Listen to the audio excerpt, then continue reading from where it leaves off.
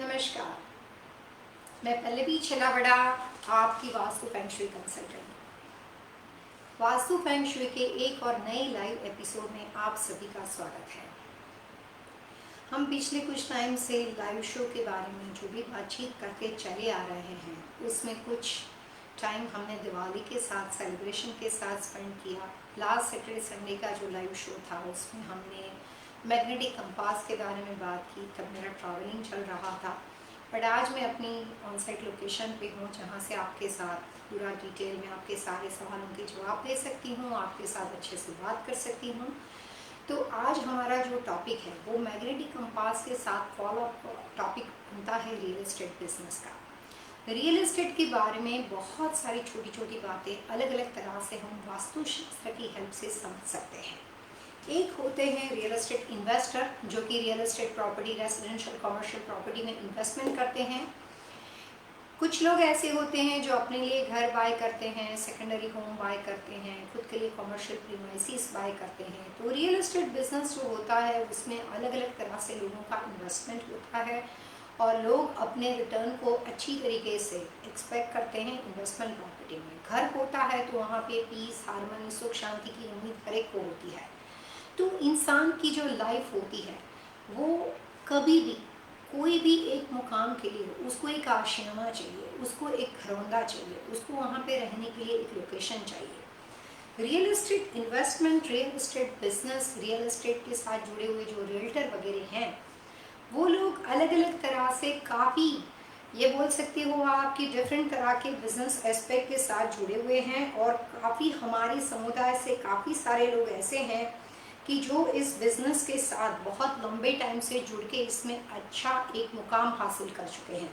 तो हमारी कम्युनिटी में ये बात बहुत ही प्रचलित है कि रियल एस्टेट बिजनेस के साथ जुड़े हुए लोग, जितने gas station, hotel model industry के साथ है, रियल एस्टेट बिजनेस के साथ उससे भी ज़्यादा लोग जुड़े हुए हैं। आप उसको इन्वेस्टर बोल सकते हो, डेवलपर बोल सकते हो, कुछ भी अलग अलग नाम से दे सकते हो। यहाँ पे आज हम बात करते हैं कि वास्तुशास्त्र के हिसाब से कौन सी दिशा जो है वो रियल एस्टेट बिजनेस के लिए फ़ायदेमंद है। 2020 का जो वास्तु है वो रियल एस्टेट बिजनेस के लिए कैसा रहेगा, और 2021 का वास्तु जो है वो भी रियल एस्टेट बिजनेस के साथ जुड़े हुए लोगों को किस तरह से फ़ायदा पहुंचा सकता है। तो हम अलग अलग तरह से रियल एस्टेट बिजनेस के बारे में समझने की कोशिश आज के प्रोग्राम में करेंगे। इस शो को 3 पार्ट में डिवाइड कर देते हैं। सबसे पहले रियल्टर के बारे में बात करते हैं, जो लोग इस बिज़नेस से अपनी फैमिली आगे बढ़ा रहे हैं, घर चला रहे हैं, पैसे बना रहे हैं। उनके लिए कई बार किस तरह की समस्या होती है और वो वास्तुशास्त्र के नज़रिए से आप कैसे फिक्स कर सकते हो, जो आपको जानना बहुत ज़रूरी है। वास्तुशास्त्र के अनुसार रियल एस्टेट बिजनेस के साथ जुड़े हुए लोगों को अगर खुद अपना घर बाय करने की सबसे पहले उनको अपॉर्चुनिटी मिलती है, तो वास्तु रियल्टर खुद के घर में जहाँ पे रहते हैं उस घर की दिशा उसके हिसाब से कितनी पॉजिटिव होगी, उसके हिसाब से उसको अच्छा रिजल्ट दे सकते हैं। और रियल एस्टेट बिजनेस के साथ जुड़े हुए लोगों को पर्टिकुलर कॉमन वास्तुशास्त्र के हिसाब से अपना घर सिलेक्ट नहीं करना चाहिए। उनको हमेशा कोशिश करनी चाहिए कि जो उनके हस्बैंड वाइफ, जो भी घर के मुखिया हो, वो खुद ओन करते हो, वो घर के बच्चे हो और उसके माता पिता ओन करते हो, तो उसके हिसाब से प्रॉपर्टी सिलेक्शन करनी चाहिए।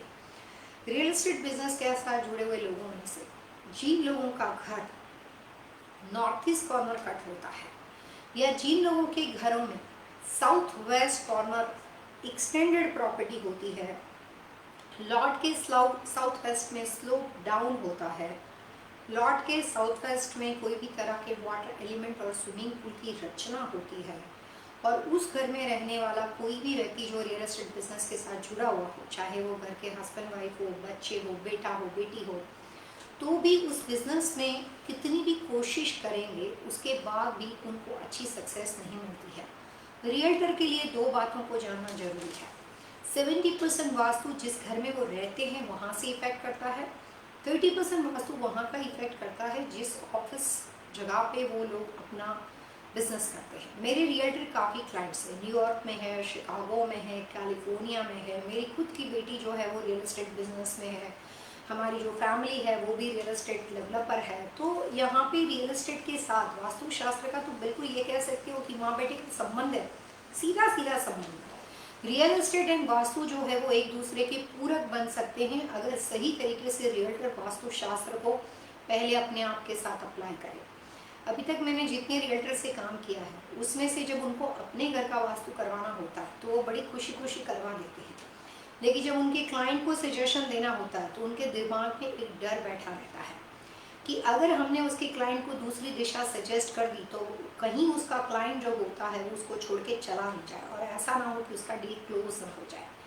लेकिन जो 60% से ज़्यादा रियल एस्टेट बिजनेस के साथ जुड़े हुए लोग मेरे साथ काम करते हैं उसमें से काफ़ी लोगों ने आज तक एक सिस्टम बना रखा है कि जो भी क्लाइंट उनके पास रेसिडेंशियल या कॉमर्शियल प्रॉपर्टी परचेस करने के लिए, लीज करने के लिए जाता है तो वो चाहते हैं कि उसका क्लाइंट जो है वो उसमें सक्सेसफुल मिले ताकि इससे जो लीड जनरेट होगी वो फिर उसकी फैमिली वो लीड आगे बढ़ती जाए।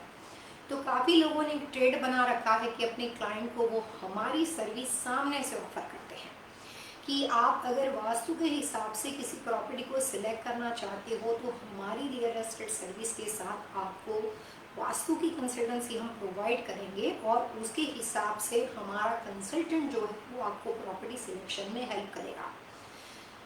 एक तो एक इस तरह के लोग होते हैं जो सिर्फ शॉर्ट टर्म फायदा सोचते हैं, मेरे को पैसे कैसे मिल जाए। कुछ ऐसे लोग होते हैं कि लॉन्ग टर्म फायदा देखते हैं कि अगर एक सेटिस्फाइड क्लाइंट होता है उसमें से एक सेटिस्फाइड लीड में से आप 1000 सेटिस्फाइड लीड को जनरेट कर सकते हो। और इस तरह से न्यूयॉर्क में जो भी टॉप 1 2 3 रियल्टर है वो मेरे साथ काम करें, कैलिफोर्निया में वो लोग मेरे साथ काम करें, शिकागो में मेरे साथ काम करें, तो काफ़ी ऐसी रियल एस्टेट डेवलपमेंट करने वाली ऐसी रियल एस्टेट से जुड़े हुए लोगों की कंपनी है। कुछ इंडिविजुअल सोलो रियल्टर है जो कि ये सर्विस को उसके साथ ऑफर करते हैं। उसमें उनका पर्पस कुछ नहीं होता, उनका पर्पस ये होता है कि जो घर उन्होंने अपने क्लाइंट को बताया है उस घर के अंदर ही हम उनको कुछ सजेशन दे दें और वो सजेशन के साथ वो घर में या कॉमर्शियल प्रॉपर्टी में वो आगे बढ़ेंगे तो उसको डेफिनेटली फ़ायदा होता है। और वो जो फ़ायदा होता है उसके बाद वो अपनी फैमिली, परिवार और सदस्यों को जो है वो उसको आगे उन्हीं के पास ले जाने की कोशिश करते हैं, क्योंकि यहाँ पे रियल एस्टेट सर्विस के साथ कुछ और भी फ़ायदे जुड़े हुए हैं जो उनकी व्यक्तिगत बातों को, उनकी पर्सनल लाइफ को इन्हांस करने में, उनकी खुद की बिजनेस की करियर इंप्रूवमेंट में उनको हेल्प करते हैं। सो रियल एस्टेट के साथ इस तरह का मेरा इतने सालों का अनुभव रहा है। वास्तुशास्त्र में रियल्टर जो होते हैं उनको जिस घर में वो रहते हैं अगर शुरू से पता हो तो नॉर्थ ईस्ट और साउथ वेस्ट कॉर्नर में उसको पहले इंप्रूवमेंट खुद के घर में करना चाहिए। नॉर्थ ईस्ट अगर सही होगा तो जो भी क्लाइंट उनके पास आते हैं उनको वो अच्छी तरीके से अपॉर्चुनिटी ढूंढने में और जिस तरह से क्लाइंट की रिक्वायरमेंट होती है उस तरह की चीज़ें इजीली प्रोवाइड कर सकते हैं।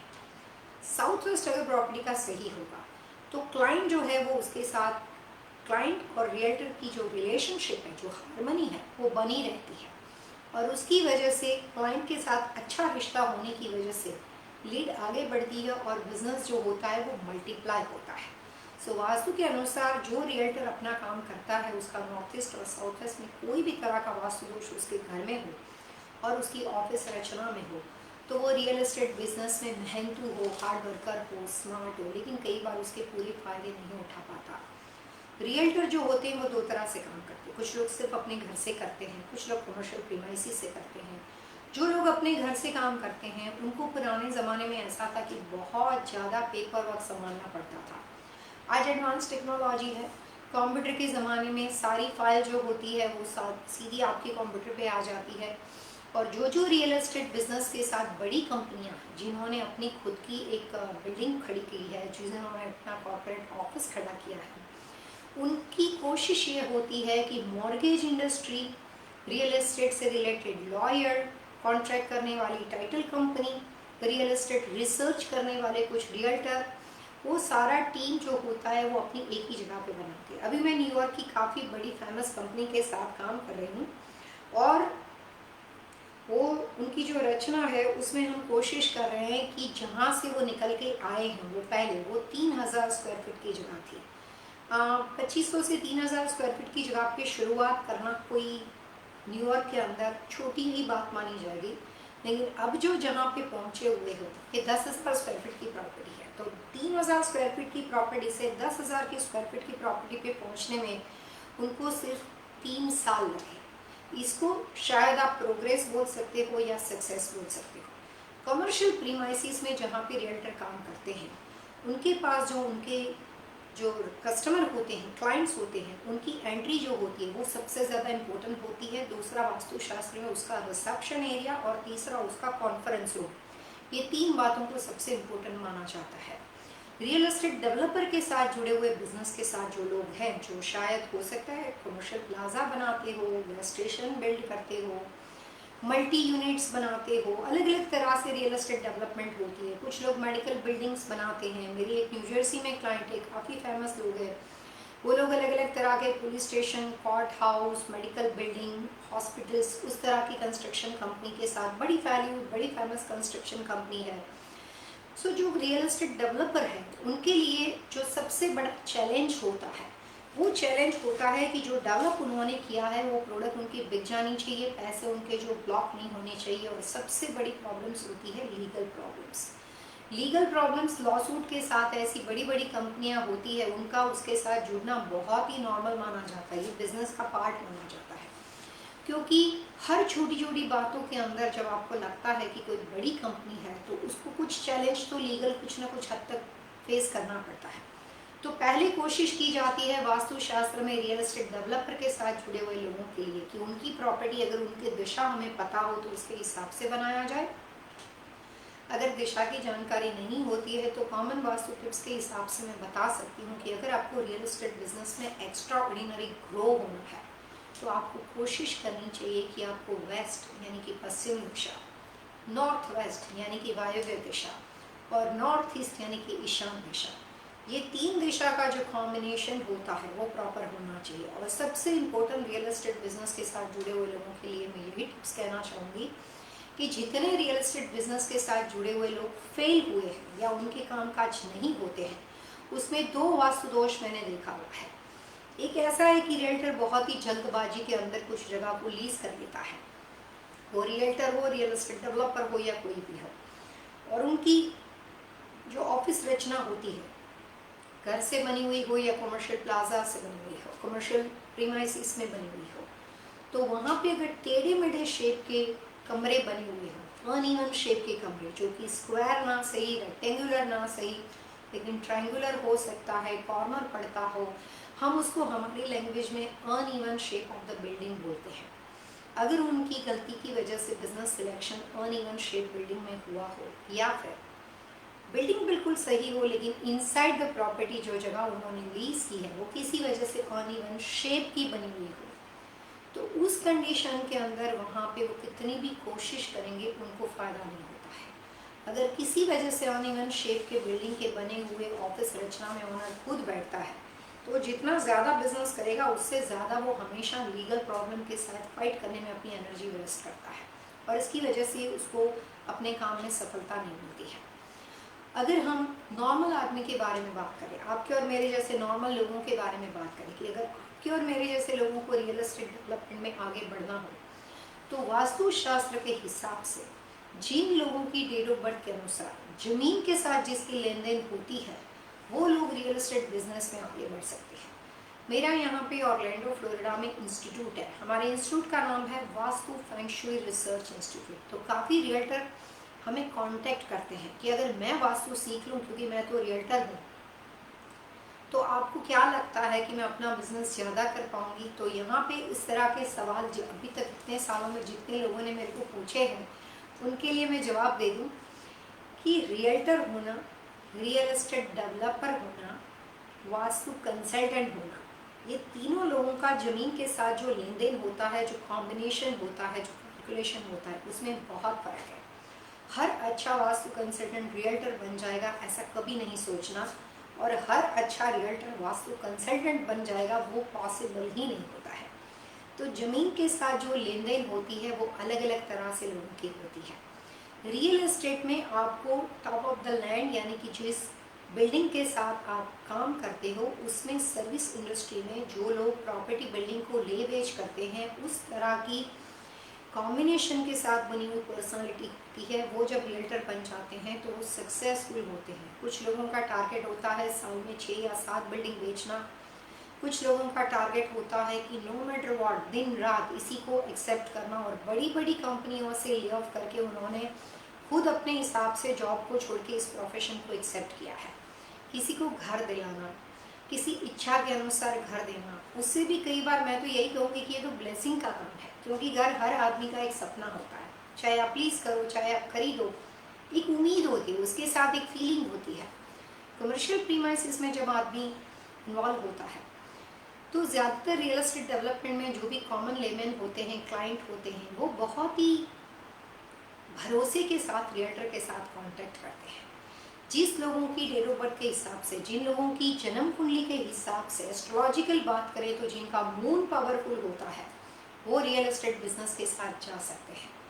वास्तुशास्त्र के अनुसार जिन लोगों की डेट ऑफ बर्थ के हिसाब से, जिन लोगों का साउथ वेस्ट कॉर्नर पावरफुल होता है, वो लोग वास्तु कंसल्टेंट बन सकते हैं, प्लस रियल एस्टेट में जा सकते हैं। लेकिन जिन लोगों का सिर्फ नॉर्थ ईस्ट पावरफुल होता है, वो बहुत अच्छे रियल्टर बन सकते हैं, लेकिन वो साथ में वास्तु को अप्लाई नहीं कर सकते हैं। अगर वो वास्तु या रियल एस्टेट दोनों में से अगर एक साथ कोशिश करेंगे तो उनको नो मैटर व्हाट एक ना एक चीज़ को लूज करना पड़ेगा, और उनका सिर्फ जमीन के साथ बनी बनाई building, lot, construction, commercial, residential building के साथ ले बेच करने में जो उनको फ़ायदा होता है, वो कई बार वास्तु कंसल्टेंट बन के नहीं होता है, क्योंकि कंसल्टेंट किसी प्रोडक्ट का ले बेच नहीं करता है, वो सिर्फ सर्विस इंडस्ट्री के साथ जुड़ा है। आज हम अपने प्रोग्राम में रियल एस्टेट के साथ जुड़े हुए लोगों के लिए बात कर रहे हैं। आगे चल के हमारी बातचीत शुरू होगी, जारी रहेगी।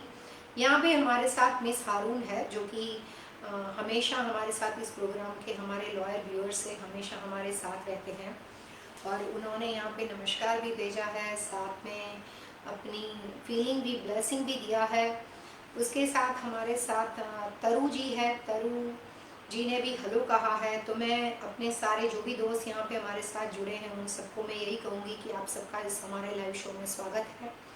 और आज से थैंक्स गिविंग से जो हमने शुरू किया था कि हम 2021 के बारे में बातचीत करने वाले हैं। 2020 कोविड-19 के अंदर आप लोगों ने देखा बिजनेस काफ़ी सफ़र हुए, काफ़ी लोगों को लॉस उठाना पड़ा, काफ़ी रेस्टोरेंट इंडस्ट्री या जो भी ये कह सकते हो कि फ्रेंचाइजी के साथ जुड़े हुए लोग थे, उनको भी काफ़ी हद तक नुकसान उठाना पड़ा। उसके बावजूद भी मॉर्गेज इंडस्ट्री और गवर्नमेंट की कुछ पॉलिसी ने रियल एस्टेट बिजनेस को काफ़ी हद तक प्रोटेक्ट किया।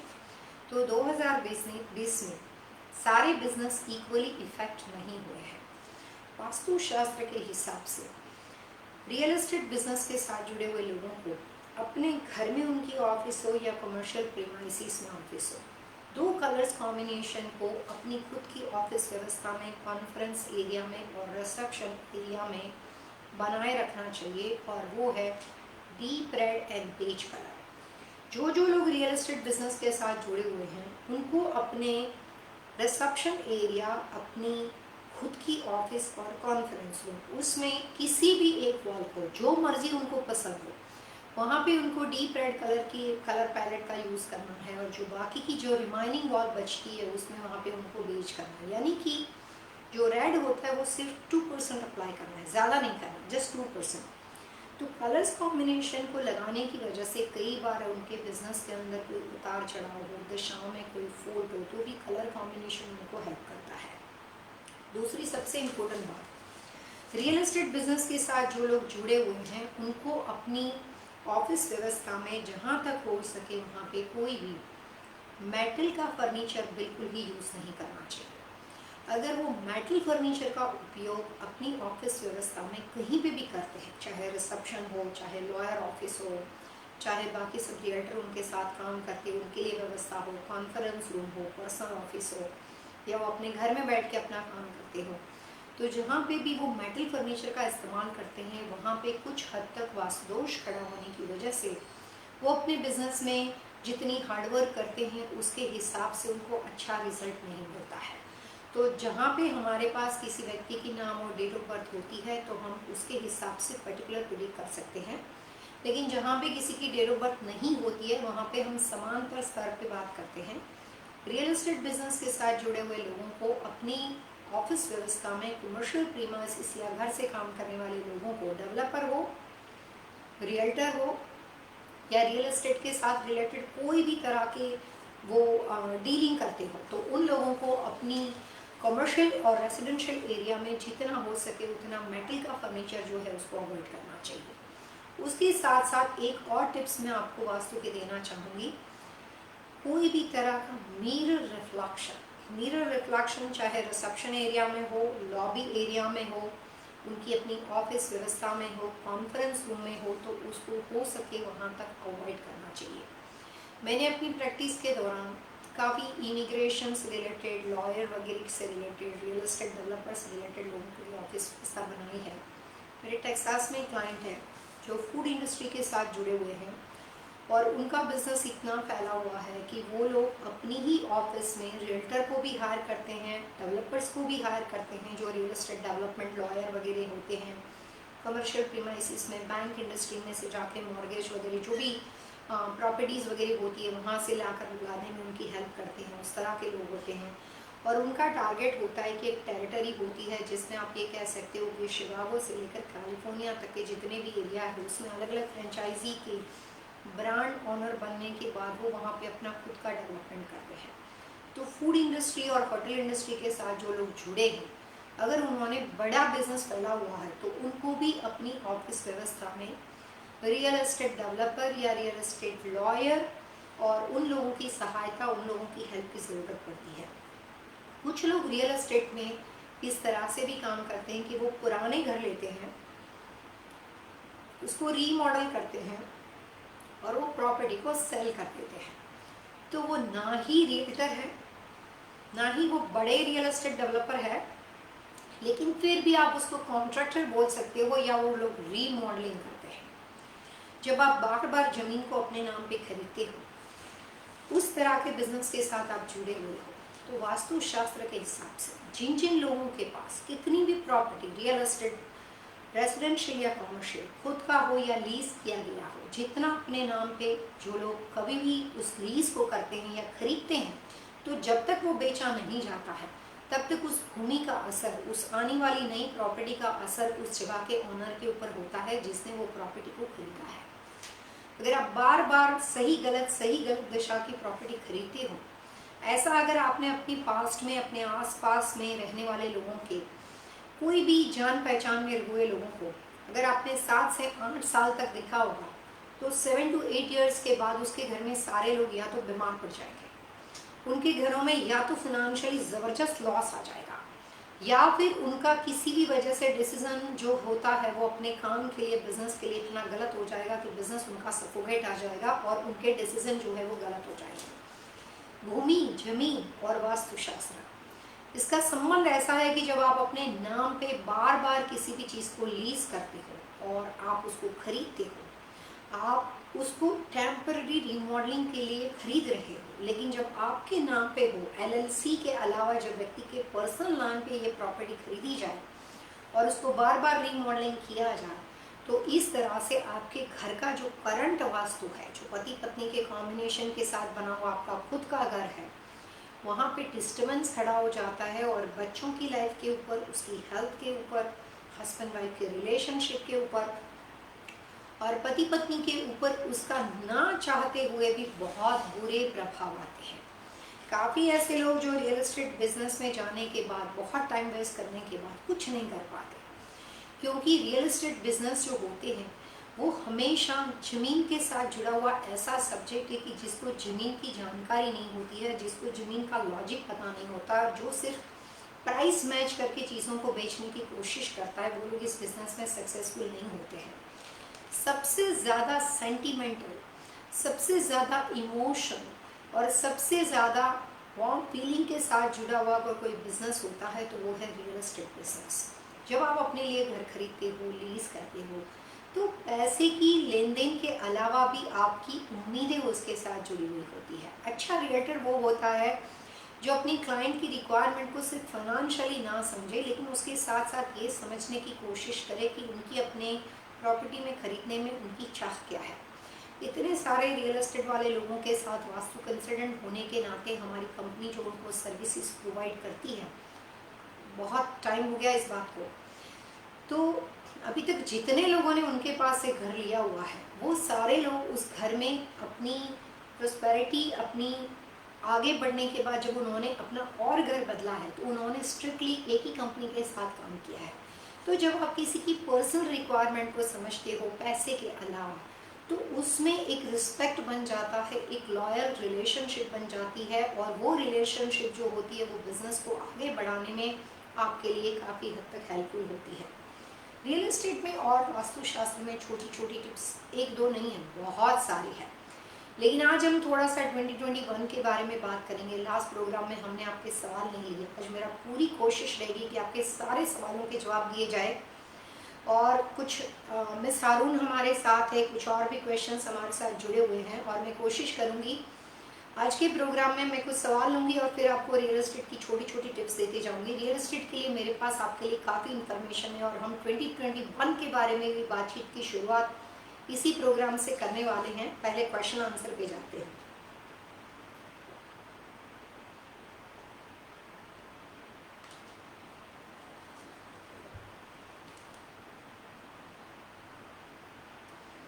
यहाँ पे सबसे पहला सवाल तरु जी ने पूछा है, Mahendra has a condor in India, okay, his date of birth is 7/14. We are planning to lease it. What is your advice? यहाँ पे मिस तरु ने किसी महेंद्र जी के बारे में एक सवाल पूछा है कि महेंद्र का जो कॉन्डो है वो इंडिया में है, और साथ में उन्होंने उसकी डेट ऑफ बर्थ भी दी है।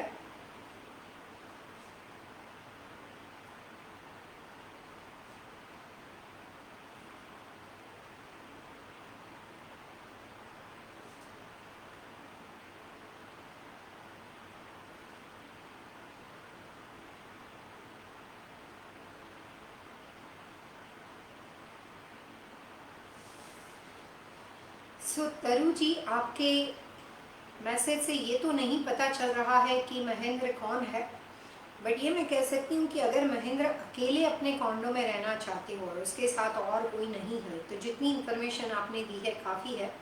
सिर्फ यहाँ पे मिसिंग है कि उनका डेट ऑफ बर्थ के साथ साथ टाइम ऑफ बर्थ और प्लेस ऑफ बर्थ क्या है।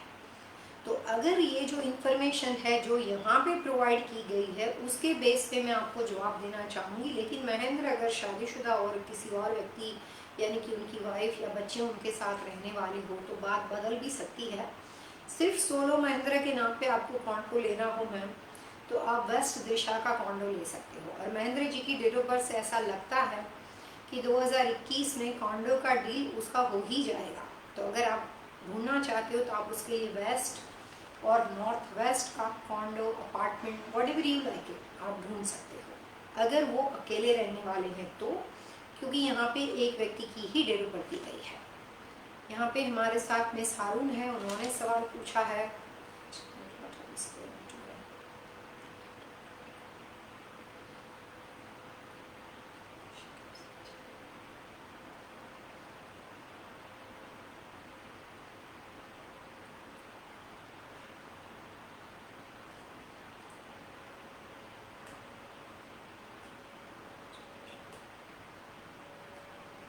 सरा हारून, मिस हारून जो कि हमेशा हमारे प्रोग्राम के लॉयल व्यूअर्स रहे हैं, उन्होंने यहाँ पे अपनी बेटी के बारे में थोड़ी चिंता व्यक्त की है। उसका नाम है सरा हारून, और यहाँ पे उन्होंने उसका टाइम ऑफ बर्थ प्लेस ऊपर दिया है। क्वेश्चन मदर का ऐसा है कि बेटी जो है वो अनवांटेड एक्सपेंस कर रही है, पैसे ज़्यादा खर्च कर रही है और उसकी वजह से वो परेशान है, प्लस उसके एजुकेशन के बारे में बहुत ज़्यादा वरीड है।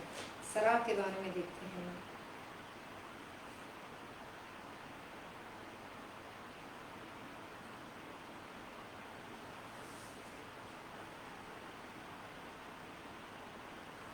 मिस हारून, शायद मुझे लगता है कि आप जल्दबाजी में इंफॉर्मेशन भेजने गए, उसमें आपने मुझे उसका टाइम ऑफ बर्थ दिया, लेकिन यहाँ पे उसकी सरा की डेट ऑफ बर्थ नहीं है और वो यूके में पैदा हुई है ये भी दिया है। लेकिन यहाँ पे आप गलती से आप डेट ऑफ बर्थ लिखना भूल गए हो।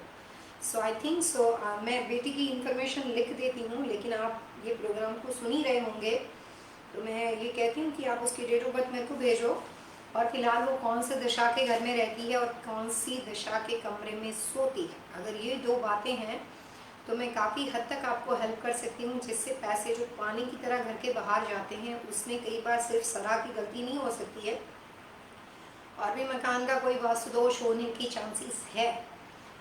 आगे चल के कभी मौका मिला तो हम इस टॉपिक पे बात करेंगे, ताकि आप अपने घर में जो अनवांटेड एक्सपेंस होता है उसको कैसे कंट्रोल कर सकते हो। पैसे जितनी मेहनत से आदमी कमाता है, अगर उसकी दुगनी मेहनत से बाहर चला जाए या उसकी दुगनी स्पीड से बाहर चला जाए तो इनकमिंग आउटगोइंग एक्सपेंस बैलेंस नहीं होते हैं, और उसको बैलेंस करने में वास्तु आपकी बहुत हद तक मदद कर सकता है। यहाँ पे इनके क्वेश्चंस को हम होल्ड पे रखते हैं और आगे बढ़ते हैं। मैं सारून इस प्रोग्राम के रेगुलर व्यूअर्स है, आई एम होपिंग कि वो आगे चल के बेटी के डेरों पर दे देंगे।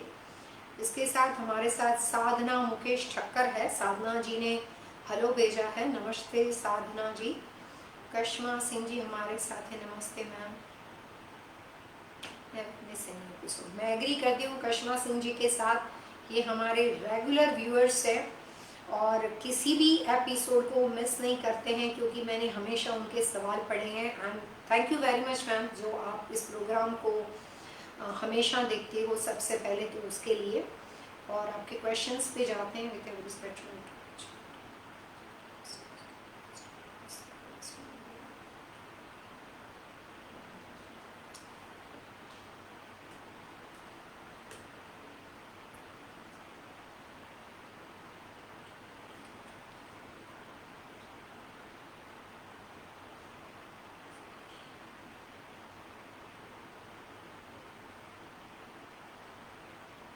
ओके, करिश्मा सिंह जी का सवाल मैंने पढ़ा, जो 28 प्रोडक्ट जहाँ पे उनको रखने के लिए एक बार घर का एड्रेस दिया था, उससे कैलकुलेट करके स्क्वायर फीटेज से हमने जो दी थी, उसमें मैं आपको बता दूं कि जो 28 प्रोडक्ट्स आपको रखने के लिए बताई गई थी वो क्ले की प्रोडक्ट थी, लेस देन 12 इंच होलो प्रोडक्ट्स, और मिट्टी की बनी हुई चीज़ जो वाइट कलर की होनी चाहिए।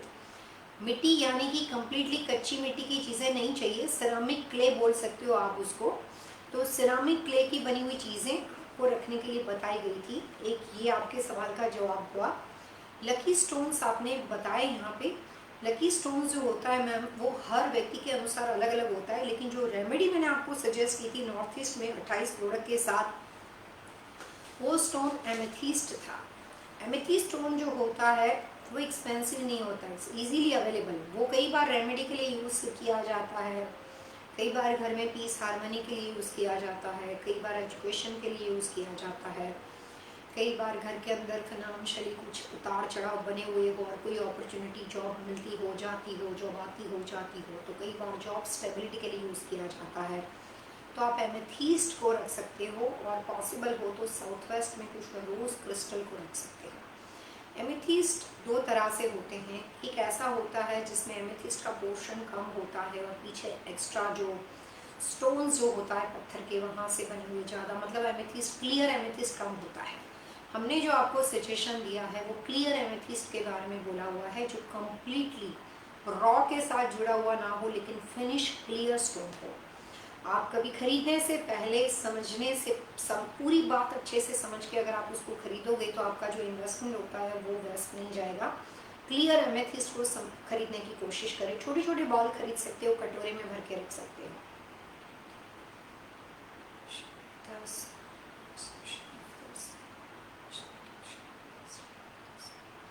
बहुत बहुत शुक्रिया मैडम, जो भी हम आपके लिए कोशिश यहाँ से वास्तुशास्त्र के माध्यम से लोगों तक अपनी बात पहुँचाने की कर रहे हैं, उसमें जो अप्रिसिएशन आपने दिया हुआ है वो काफ़ी हेल्पफुल है मेरे लिए, मेरी टीम के लिए, और इस शो को लंबा चलाने के लिए। तो हमारा पूरा प्रयास है कि हम ये कोविड की वजह से जो एक रिश्ता हम आपके साथ बना हुआ है, 2020 में ये शुरुआत हुई है, तो कोशिश करेंगे कि जितना हो सके उतना सही इन्फॉर्मेशन आपको मैक्सिमम इस प्रोग्राम के माध्यम से देने की कोशिश की जाए। बहुत बहुत शुक्रिया फॉर अप्रिसिएशन।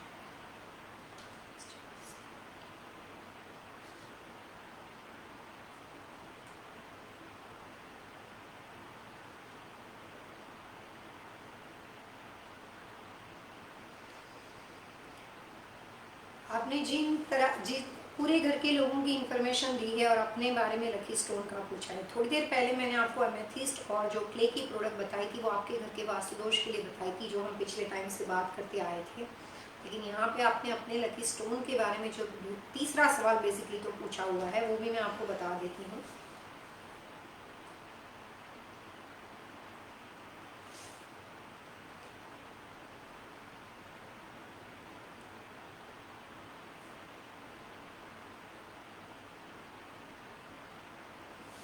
आप अपने लिए दो तरह से स्टोन ले सकते हो। अगर आपको कुछ करियर इम्प्रूवमेंट करना हो, आपके बारे में बात चल रही है, अगर आपको कुछ करियर इम्प्रूवमेंट करना हो तो आप अपने लिए कार्निलियन स्टोन का इस्तेमाल कर सकते हो। कार्निलियन रेड कलर का होता है। यहाँ पे आपने सारी बातें यही पूछी कि मेरे को स्टोन बताओ, इसलिए मैं स्टोन बता रही हूँ। लेकिन ये बात ध्यान में रखिएगा कि हर तरह के करियर इम्प्रूवमेंट के लिए सिर्फ स्टोन ही अप्लाई किया जाए ज़रूरी नहीं होता है। और स्टोन जो होता है वो सिर्फ पेंडेंट के तौर पे पैरों वैसा ही नहीं होता है। कई बार आप किसी कटोरे में भर के या अपने इस एरिया में जहाँ पे आप काम करते हो वहाँ पे भी उसका उपयोग कर सकते हो, उसको रख सकते हो। तो आपको खुद की पर्सनालिटी इम्प्रूवमेंट के लिए चाहिए तो आप कार्निलियन स्टोन का इस्तेमाल कर सकते हो। रूबी संधू हमारे साथ है जी। ब्रह्मस्थान,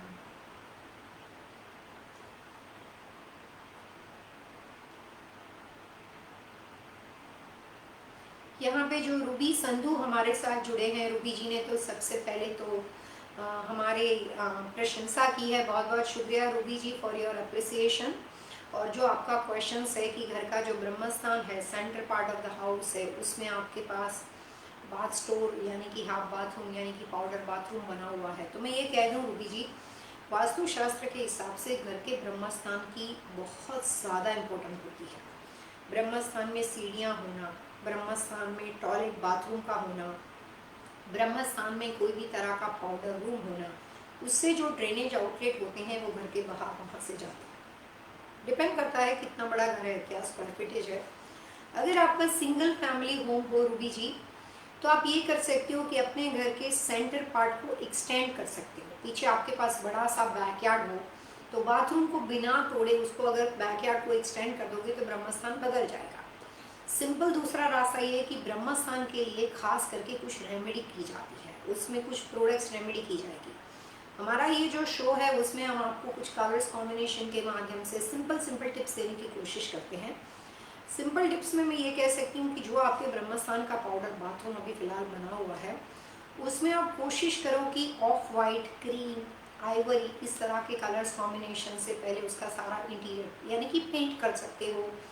बाथरूम में टॉवेल, बाथ रग, सारे कलर्स कॉम्बिनेशन को यूज़ कर सकते हो।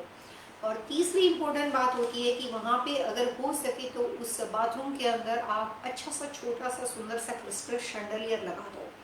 और वो लाइट जो होती है वो इवनिंग टाइम पे आपको उसको ऑन करनी पड़ेगी, वो चलनी चाहिए। उस एरिया के अंदर आपको एक नेचुरल प्लांट हफ्ते हफ्ते के लिए रखना पड़ेगा पाउडर बाथरूम के लिए। जो एक वीक आपने प्लांट को रखा उसके बाद निकाल के वो प्लांट को बाहर रख दिया, दूसरा प्लांट रेडी होना चाहिए कि जैसे वो पहला वाला प्लांट ए बाहर गया तो प्लांट बी यहाँ पे आ जाए, नेक्स्ट वीक बी वाला बाहर जाएगा और ए वाला जो तो यहाँ पे आ जाएगा। और जिस तरह से पंजाबी कम्युनिटी के अंदर एक छोटी सी कृपाण होती है या कोई भी तरह की मेटल की जो नाइफ होती है जो पॉइंटेड होनी चाहिए, उसका भी उपयोग सेंटर पार्ट के अंदर किसी खास डिफरेंट तरीके से किया जाता है। मास्टर बेडरूम के बाथरूम के ऊपर नीचे बाथरूम पड़ता हो, पाउडर बाथरूम अकेला पड़ता हो। थोड़ा सा स्ट्रक्चर समझने के बाद मैं आपको कुछ और आसान रेमेडी बता सकती हूँ रूबी जी। लेकिन जो कलर्स कॉम्बिनेशन अभी मैंने आपको बताया, प्लांट वाली बात बताई, वो तो आप आसानी से कर सकते हो। बाथरूम के लिए वास्तु में अलग अलग तरह के एनर्जी प्लेट्स का उपयोग किया जाता है। वो एनर्जी प्लेट जो होते हैं वो आपके स्क्वायर फीटेज और आपके पाउडर बाथरूम जो होते हैं वो तो हमेशा छोटे होते हैं, लेकिन ऑल ओवर जो घर का फर्स्ट फ्लोर का स्क्वायर फीट होता है उसको समझ के आपको एनर्जी प्लेट भी सजेस्ट किया जाएगा। तो आपको दवा और दुआ दोनों साथ में करनी पड़ेगी। ब्रह्मस्थान दूषित होने की वजह से घर के अंदर रहने वाले लोग होते हैं, उनको हेल्थ प्रॉब्लम्स, फाइनेंशियल प्रॉब्लम, कुछ न कुछ परेशानी बनी रहती है। सेंटर पार्ट जो होता है वो अगर दूषित हो तो उससे घर के सारे कॉर्नर जो होते हैं ना वो कमज़ोर पड़ जाते हैं। अगर सेंटर पार्ट पावरफुल होता है तो घर के सारे कॉर्नर जो भी अच्छी तरीके से बने हुए हैं वो अपना पूरा रिजल्ट देते हैं और अपनी पूरी इफेक्ट आपको दे सकते हैं। तो ब्रह्म स्थान का दूषित होने का मतलब आठों दिशाओं का कमजोर हो जाना वास्तुशास्त्र में होता है। इसीलिए माना जाता है कि ब्रह्म स्थान में कोई भी तरह का वास्तु दोष व्यक्ति को कभी भी पीसफुल लाइफ और शांति से बैठने नहीं देता। जितना वास्तुशास्त्र के अंदर शेरमुखी लॉट के बारे में माना जाता है कि अगर आप शेरमुखी लॉट में चले जाते हो तो आपके साथ हमेशा लाइफ में ऑब्स्टिकल बने हुए होते हैं, बिल्कुल ठीक उसी तरीके से ब्रह्म स्थान अगर जहाँ पे भी दूषित होता है वहाँ पे हर तरह के जो ऑब्स्टिकल होते हैं वो बन जाते हैं और व्यक्ति जो होता है वो पीस ऑफ माइंड से रह नहीं पाता है। तो रेमेडी करनी पड़ेगी रूबी जी। रेमेडी के लिए जो मैंने आपको बताया उसके अलावा स्क्वायर फीट लिखकर भेजोगे तो हम आपको कुछ एनर्जी प्लेट वगैरह सजेस्ट कर सकते हैं, और वो भी उसको समझने के लिए 3 बातों की ज़रूरत है। जिसके नाम पे घर है उनका नाम, डेट ऑफ बर्थ, घर का एड्रेस, कौन सी साल से आपने वो घर खरीदा है, ताकि हमें ये पता चले कि आज 2020 में 5 साल हुए, 7 साल हुए, 2 साल हुए, और रेमेडी जो है उसके हिसाब से आपको सजेस्ट की जाएगी। SP call front door, SP core, which can be back door in south southwest, front door is in north। लेकिन उसके बाद क्या, ये Pallavi ji can be have back door in south southwest, front door is in north। अगर ma'am score जो भी इन्होंने question पूछा, अगर आपके घर का फ्रंट डोर नॉर्थ का बना हुआ तो ऑब्वियसली आपका बैक डोर तो साउथ का होगा। अगर आप ये पूछना चाहते हो कि साउथ का बैकडोर होना अच्छा माना जाता है वास्तुशास्त्र में या बुरा माना जाता है, तो मैं ये कह सकती हूँ कि जिस लोगों के दरवाजे फ्रंट के नॉर्थ के होते हैं, हमेशा वास्तुशास्त्र में आपके घर का जो इफेक्ट होता है वो मेन डोर और गराज डोर से कैलकुलेट किया जाता है। बैक डोर का, एंट्री के डोर का, अंदर घर में जो भी इंटरनल डोर होते हैं उसकी महत्वता नहीं रहती है। लेकिन अगर नॉर्थ का दरवाजा आगे पड़ता हो और साउथ का दरवाजा एक लाइन में पीछे पड़ता हो तो एनर्जी जो होती है वो बैलेंस नहीं होती। जैसी ही एनर्जी घर में नॉर्थ से दाखिल होती है साउथ से वो चली जाती है। लेकिन अगर दरवाजे अनइवन हो तो साउथ का डोर फिर भी कई बार आप यूज़ कर सकते हो, लेकिन जो साउथ वेस्ट का डोर आपने यहाँ पे लिखा हुआ है, अगर पॉसिबल हो और साउथ से भी वहीं पहुँचते हो और साउथ वेस्ट से भी वहीं पहुँचते हो, 2 एक्सेस आपके पास हो, तो मिस कॉर साउथ वेस्ट का डोर बंद कर दीजिए। आई डोंट नो कि साउथ वेस्ट आपकी लाइफ में क्या इफेक्ट करता है, लेकिन मैं आपको कॉमन सजेशन दे रही हूँ कि साउथ वेस्ट को क्लोज कर दो और नॉर्थ से आना जाना रखो, और पीछे जो साउथ का दरवाजा है उसके लिए मैं आपको थोड़ा सा सॉल्यूशन रेमेडी सजेस्ट कर सकती हूँ, उसके बाद उस डोर को यूज़ कर सकती हूँ। लेकिन सवाल आपके जो हैं वो इतने क्लियर नहीं है। मैंने अपने तरीके से आपको जवाब देने की मिस कॉर कोशिश की है। हरिंदर जी हमारे साथ जुड़े हैं। Pallavi ji, last week about my daughter's wedding, north facing house, she sleeps southeast।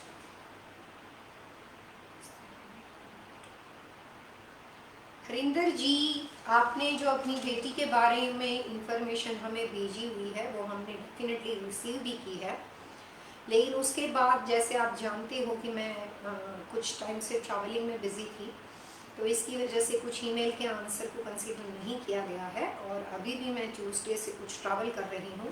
But I will try my best कि जो आपका पुराना ईमेल है वो है हमारे पास, उसका आंसर आपको जान के बेटी के बारे में इंफॉर्मेशन देने की कोशिश करेंगे। Miss Haroon, north facing house, she sleep south east. Okay, जो यहाँ पे मिस हारून ने अपना सवाल पूछा था सारा के लिए, तो वापस उन्होंने अपना क्वेश्चन पूछा है 9 अगस्त 2000। टाइम था आपका 03।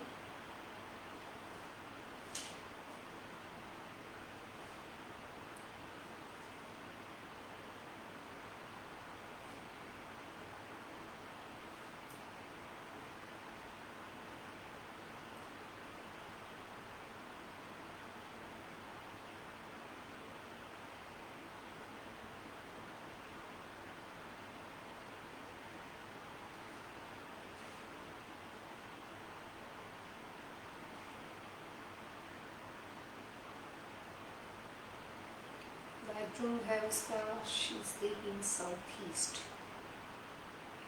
To south room, south east to south room, she sleeps south room.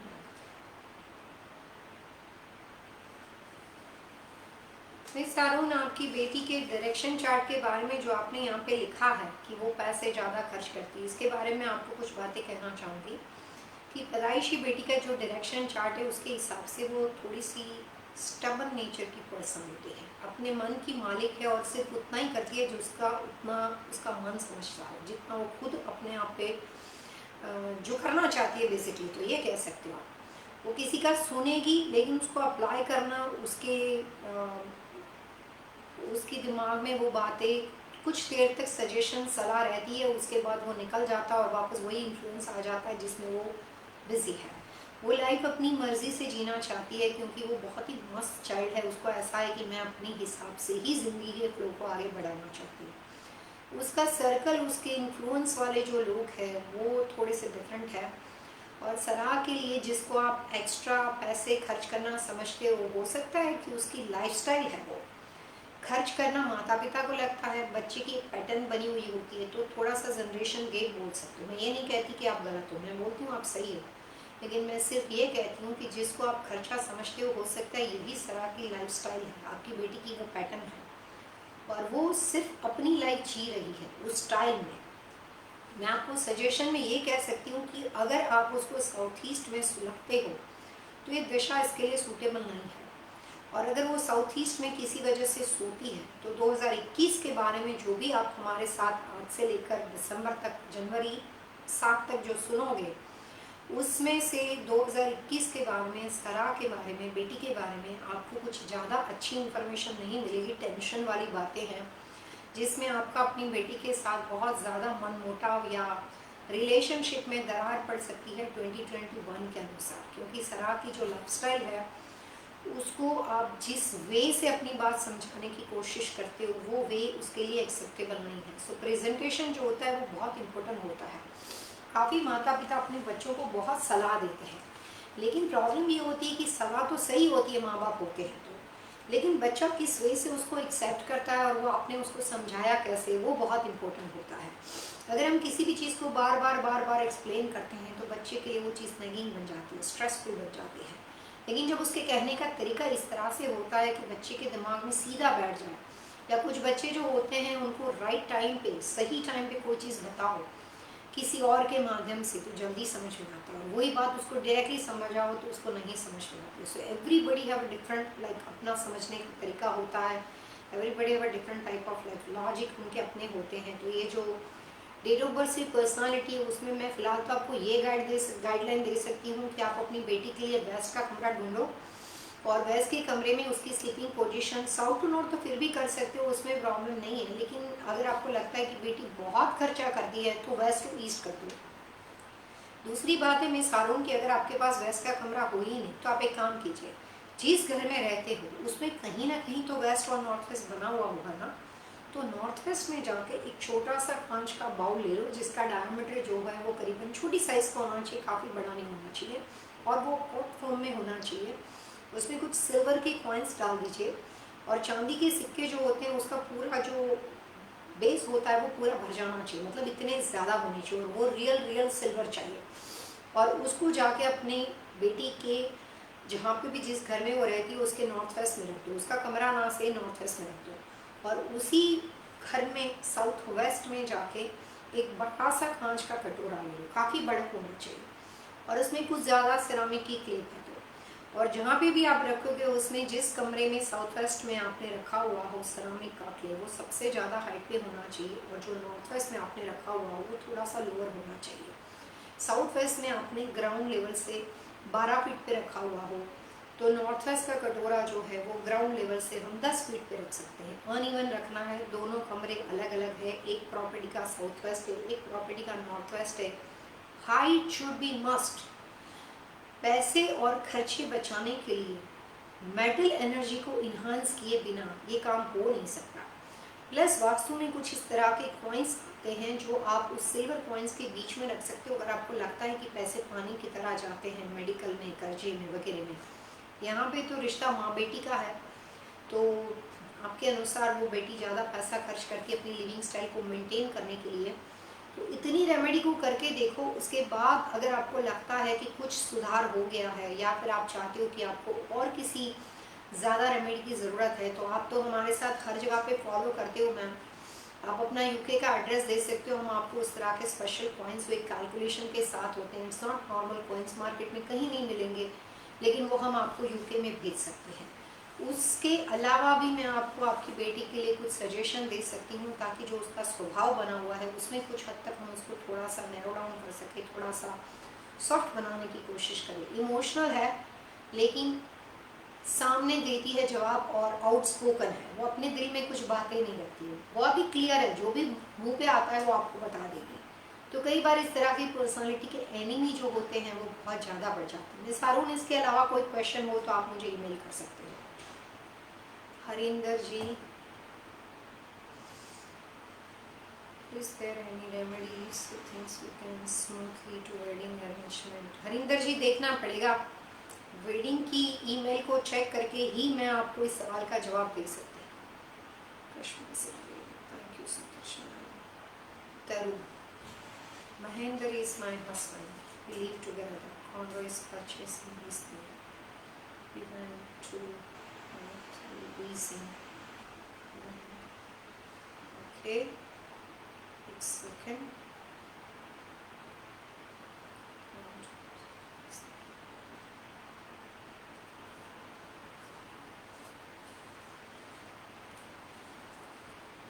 My name is Taru Lata.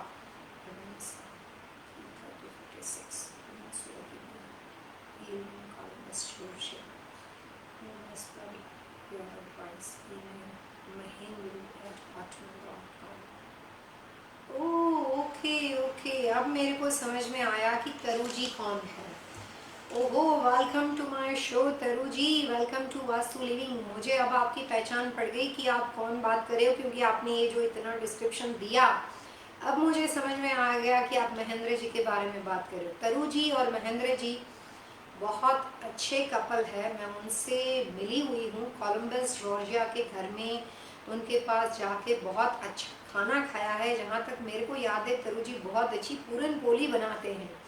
अब मुझे याद आ गया तरु जी कि मैं किससे बात करी हूँ। आप अचानक से फेसबुक के लाइव शो में जुड़ गए और मुझे उस बात का अंदाज़ा नहीं था कि आप फेसबुक का लाइव शो देखते हो, तो इसीलिए महेंद्र जो है वो अपनी इंडियन कम्युनिटी में बड़ा कॉमन नाम है, सो आई डोंट नो कि आप हमारे से बात करें। Now I got the point, मुझे अब आपकी सारी बात समझ में आ गई। मैंने जॉर्जिया का भी घर देखा हुआ है, तो सबसे पहले तो मैं आपको हमारे शो में वेलकम करना चाहूँगी और मैं इच्छा भी रखूँगी कि आप आगे चल के भी सारे शो को देखिए।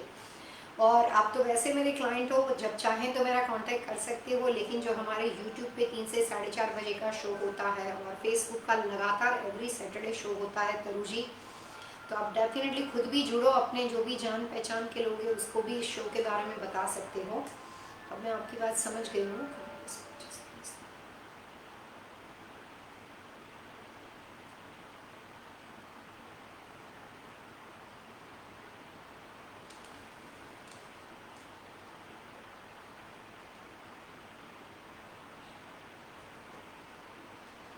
सबसे पहले तो तरु जी मैं ये बता दूं कि जो मैंने अभी आपको थोड़ी देर पहले दशा दी, उसी दशा के हिसाब से अगर आप इन्वेस्टमेंट प्रॉपर्टी लेना चाहते हो तो ले सकते हो।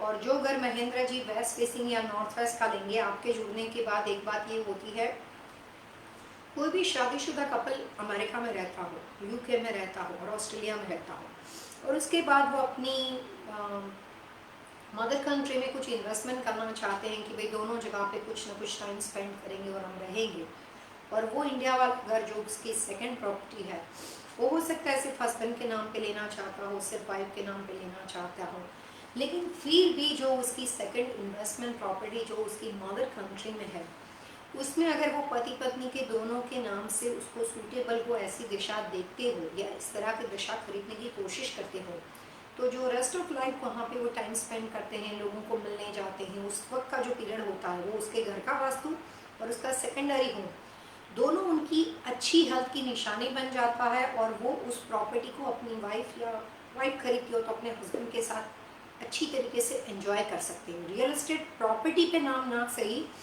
लेकिन खरीदने की बारी हो तो पति पत्नी दोनों के बारे में सही जानकारी होनी चाहिए।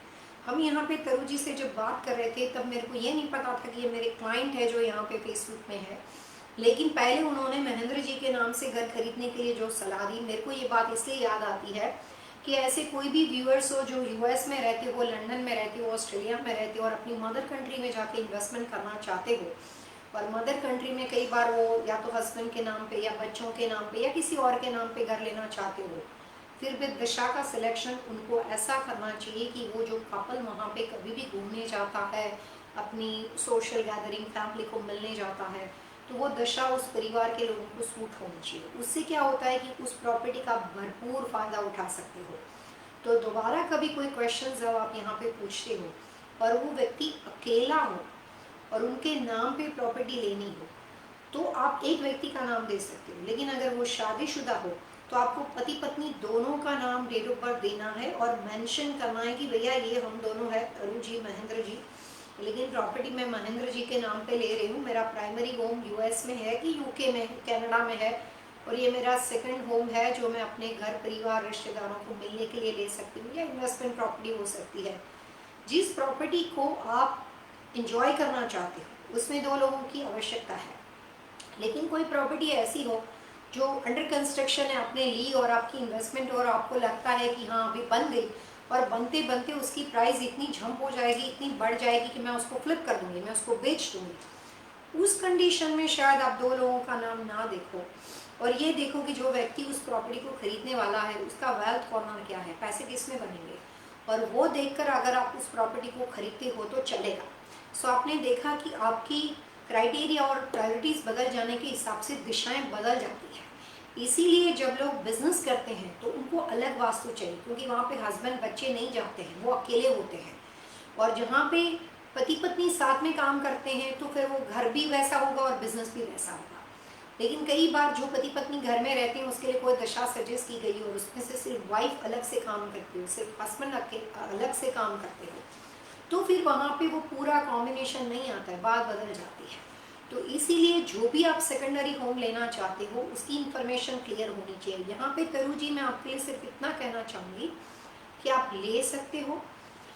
अब अपनी मदर कंट्री में घर लेना चाहते हो, वहाँ पे आपको वेस्ट फेसिंग लॉट या अपार्टमेंट, कॉन्डोमिनियम, वेस्ट फेसिंग में वेस्ट की एंट्री, नॉर्थ वेस्ट फेसिंग में नॉर्थ वेस्ट की entry.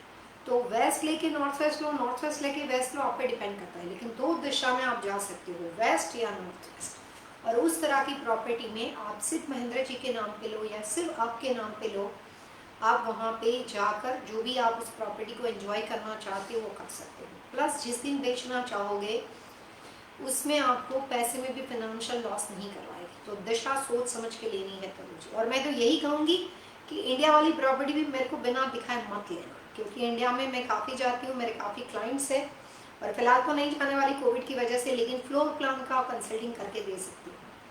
Harinder ji, last week you manage to talk with us, that means a lot for us and make me trust more. Thank you very much Harinder ji. मेरी कोशिश है, बेटी की शादी के बारे में बात थी, मुझे नहीं लगा था कि मैं आपको व्यक्तिगत के अलावा किसी बात को समझाऊं। कुछ बातें भी हैं लेकिन कुछ वीक पूरा बिजी रहा हमारा, तो I am so sorry for that, लेकिन कोशिश होगी कि इस वीक में मैं आपके सवाल का जवाब दे सकूँ। Yes speaker, thank you so much, make sense how you explain. Okay miss Pallavi ji, you are so right, thank you Pallavi ji, बहुत बहुत शुक्रिया मिस आरो। मुझे आदमी की डेट ऑफ बर्थ से मेरे को पूरी ज़िंदगी सिर्फ वास्तु में निकल गई। 1989 से मैं एक ही काम करती हूँ, डेट ऑफ बर्थ से व्यक्ति समझ में आता है, और हर बच्चे को समझने के लिए माता पिता का थॉट प्रोसेस डिफरेंट होता है, लेकिन कंसल्टेंट का थॉट प्रोसेस डिफरेंट होता है। तो इसीलिए मैं यही कहना चाहूँगी कि बच्चों का बिहेवियर या मिसबिहेवियर, ये दोनों का जो डिफरेंस होता है, बच्चों के साथ आपकी जो भी इंटरेक्शन होती है, जो भी कांटेक्ट करने का वे होता है, उसके बारे में या माता पिता या बच्चा खुद उसकी एक बार वास्तु, अगर आप कंसल्टेंट के साथ बात करते हो तो मैं आपको बता दूं कि वास्तु कंसल्टेंट वो रिलेशनशिप को फिक्स बहुत अच्छे से कर सकते हैं।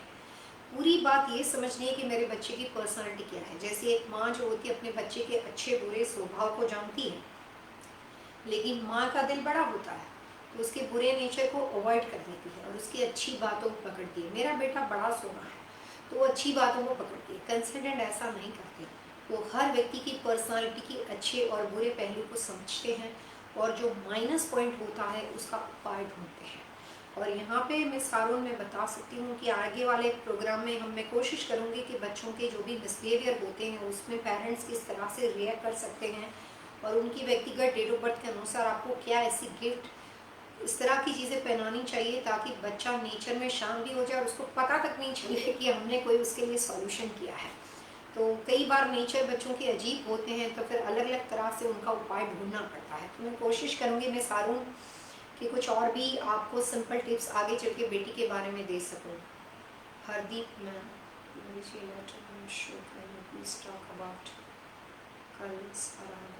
काल सर्प दोष। ओके, काल सर्प दोष में सन है इन इस कुंडली। I think I got it to next show this full detail so much. Okay, यहाँ पे हमारे जो एक दूसरे क्लाइंट है हरदीप जी को काल सर्प योग के बारे में जानकारी चाहिए। मैं आपको बता दूं, जो लोग इंडिया से है और जो लोग न्यूज़पेपर देखते हैं उनके लिए ये नाम अनजान नहीं है। मैं 2 मिनट रेस्ट लेना चाहूँगी, कुछ पानी की ज़रूरत है, फिर आगे बात करते हैं।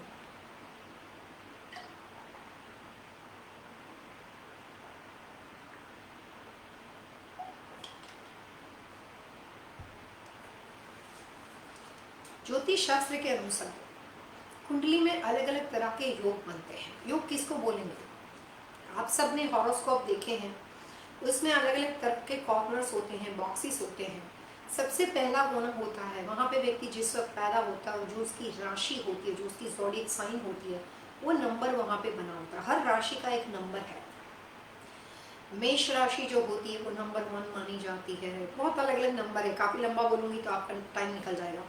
तो जिस राशि से वो बिलोंग करते हैं उसका नंबर जो होता है वो सबसे पहले कॉर्नर में होता है, और उसके बाद जब वो पैदा हुए हैं उस वक्त जो भी ग्रह दशा होती है वैसे उसकी कुंडली बन जाती है। इस कंडीशन के अंदर जो उनकी कुछ कुंडली के कॉर्नर कुछ बॉक्स होते हैं उसमें एक साथ 2 स्ट्रॉन्ग ग्रह बैठ जाते हैं। 2 स्ट्रॉन्ग मतलब काफ़ी ग्रह ऐसे हैं जो एक दूसरे के साथ क्लैश करते हैं। राहु और शनि क्लैश करते हैं, गुरु और चंद्र अच्छे माने जाते हैं जो गज केसरी योग बनाते हैं। काल सर्प योग जो होता है वो भी 2 ग्रहों के कॉम्बिनेशन को एक कोने में इकट्ठा होने से कई बार अलग अलग जो योग बनते हैं उसमें से काल सर्प योग एक योग का नाम है। पितृ दोष होता है, काल सर्प योग होता है, कैमद्री योग होता है, लक्ष्मी योग होता है, मंगल दोष भी होता है और मंगल लक्ष्मी योग भी होता है, गज केसरी योग होता है, राज योग होता है। 2 अच्छे ग्रह इकट्ठे होते हैं जो बुद्धि और लक्ष्मी प्रदान करने वाले होते हैं तो आपकी कुंडली को गज केसरी योग बना देते हैं। जहाँ पे भी 2 ग्रह इकट्ठे होते हैं, बहुत सारे प्लैनेट्स के नाम हैं, मैं आपको योग के बारे में तो 1 बाय 1 जाना पड़ेगा। तो काल सर्प योग जो है वो बड़ा फेमस है, और मिलियंस ऑफ एस्ट्रोलॉजर को आप सुनोगे तो कुछ लोगों ने 50% लोगों ने कहा है कि काल सर्प योग नहीं है, 50% लोगों ने कहा है कि काल सर्प योग है। तो इसमें 2 बातें हैं। काल सर्प योग जो होता है वो एक बड़ा ही कॉमन योग होता है।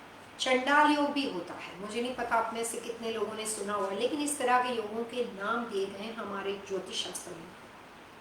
काल सर्प योग के लिए कुछ विधि सजेस्ट की जाती है प्रिस्ट की ओर से, जो नदी के किनारे जाके एक सिल्वर चांदी का स्नैक यानी कि सांप को लेकर उसकी पूजा पाठ विधि की जाती है और उसको पानी में बहा दिया जाता है, और माना जाता है कि इससे काल सर्प योग जो होता है वो उतर जाता है। दूसरी काल सर्प योग की विधि ये मानी जाती है कि काल सर्प योग जिसकी कुंडली में होता है उसको महादेव यानी कि शिव जी की उपासना बहुत ज़्यादा करनी चाहिए। सफ़ेद कोई भी तरह के शिव के अभिषेक के लिए दूध के साथ काले तिल डाल के और वाइट कलर के फ्लावर से, अबीर गुलाल कुमकुम से शिव की उपासना के लिए, कुमकुम शिव के ऊपर कभी नहीं डाला जाता, इसीलिए कुछ अबीर और उसकी उपासना से शिव की पूजा की जाती है। उसके रूल्स होते हैं, लेकिन सफ़ेद दूध में काले तिल डाल के शिव का अभिषेक किया जाता है। और ये काल सर्प योग जिसकी कुंडली में हो वो शिव का अभिषेक जितना हो सके उतना मंदिर में जाके करता है, ज़्यादा इफेक्टिव है। लेकिन कुछ ऐसी घर में रहते हो जैसे यूएस है, यहाँ पे मंदिर पास पास में नहीं होते, कनाडा में भी पास पास में नहीं होते, तो कई बार लोग अपने घर में एक छोटा सा शिवलिंग रखते हैं, छोटी सी प्लेट्स रख देते हैं, और एवरी जो मंडे जो कि शिव जी का वार माना जाता है उस वक्त शिव का अभिषेक करते हैं। और शिव के लिए महादेव जी के लिए कुछ अलग अलग तरह की रुद्री वगैरह मानी जाती है, जो कि काल सर्प योग वाले लोग जो होते हैं वो रुद्री करवाते हैं मंदिरों में। यूएस, कनाडा, लंदन में जो लोग रहते हैं वो इंडिया फ़ोन करके अपने प्रिस्ट के पास पहले मंदिर में रुद्री करवाते हैं, फिर सोचते हैं कि मैंने पैसे तो भेजे थे, उन्होंने किया होगा कि नहीं किया होगा, सो वो डाउट्स भी क्रिएट करते हैं। तो काल सर्प योग जो होता है वो आम तौर पे इस बेसिक मान्यता के साथ जुड़ा हुआ है। वास्तु कंसल्टेंट होने के नाते मैं सिर्फ ये कहना चाहूँगी कि जो लोगों के लिए मान्यता है कि काल सर्प योग है या काल सर्प योग नहीं है, उसमें मैं आपको बोल देती हूँ कि काल सर्प योग होता है। जो लोग बोलते हैं नहीं होता है, वो पता नहीं किस बेस पे बोलते हैं, या तो कई बार कुछ लोगों को फेमस होने के लिए उल्टा बोलने की आदत पड़ जाती है। लेकिन काल सर्प योग किसी ने बनाया नहीं है, बहुत सालों पहले पुराने भृगु संहिता में लिखा हुआ है, तो होगा ही नहीं। तो भृगु संहिता लिखने वाले व्यक्ति को मार्केटिंग और डिप्लोमेटिकल चीज़ों की ज़रूरत नहीं थी। तो जो लोग यहाँ पे आराम से इस तरह से दावे करते हैं कि नहीं है, उसके पीछे कोई तथ्य ही नहीं, कोई बेसिक लॉजिक ही नहीं, और दो प्लेनेट के इकट्ठे होने की वजह से काल सर्प योग बनता है। लेकिन काल सर्प योग हमेशा नुकसानदेह नहीं होता है। एस्ट्रोलॉजी और वास्तु के अंदर जो भी तरह की बातें हैं, उसमें से हम उसके जो नेगेटिव पार्ट होते हैं, डरावने पार्ट होते हैं, उसको जल्दी सुन लेते हैं, लेकिन उसके कुछ अच्छे लाभ हैं वो हम इग्नोर कर देते हैं। हम किसी भी एस्ट्रोलॉजर के पास जाते हैं तो भी वो आपकी कुंडली में जितना बुरा होने वाला होता है वो सारा बता देता है, लेकिन उसी साल उस वक्त जो अच्छे ग्रह हैं और जो अच्छा करने वाले होते हैं उसके बारे में वो बताते नहीं और हम पूछते नहीं हैं। तो हमें खुद ही डरने की आदत पड़ गई है, हमें खुद ही बुरा सुनने की आदत पड़ गई है, ताकि हम ये ढूंढ सके कि हमारी सिक्योरिटी कैसे होगी। काल सर्प योग दुनिया की कोई बहुत बड़ी बीमारी नहीं है। काल सर्प योग से आदमी की जिंदगी में कोई नुकसान नहीं होता है, कोई यानी कोई नुकसान नहीं होता है। कुछ उसके नेगेटिव पार्ट है, लेकिन वो सारे बहुत ही आसानी से आप प्रोटेक्ट कर सकते हो। काल सर्प योग के बारे में मेरे को मौका मिलेगा तो मैं एक पूरा शो लेकर आपको ज्योतिष में काल सर्प योग कैसे होता है, वास्तु में उसके उपाय क्या है, वो सारे बताऊंगी। लेकिन यहाँ पे जिस व्यक्ति ने फिलहाल, हम उनके क्वेश्चंस पे आते हैं। अपने बेटे के बारे में ये काल सर्प योग के ऊपर लिखा हुआ है कि उनका जो बेटा है उसकी कुंडली में काल सर्प योग है।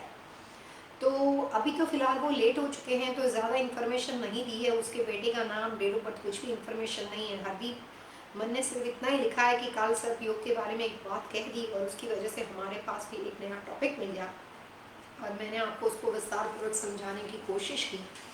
वास्तु कंसल्टेंट होने के नाते मैं ये बता सकती हूँ कि चंडाल योग, पितृदोष, राहु दोष, मंगल दोष, लक्ष्मी योग, गजकेसरी योग, केमद्रु योग, जो भी अलग अलग तरह के योग हैं, उस हर ज्योतिष के बने हुए योग का उपाय वास्तु के हिसाब से आप अपने घर से कर सकते हो। ज्योतिष शास्त्र में जिस योग के उपाय के लिए पूजा पाठ मंत्र तंत्र किए जाते हैं, अगर आपकी आस्था है, श्रद्धा है, आप डेफिनेटली कर सकते हो।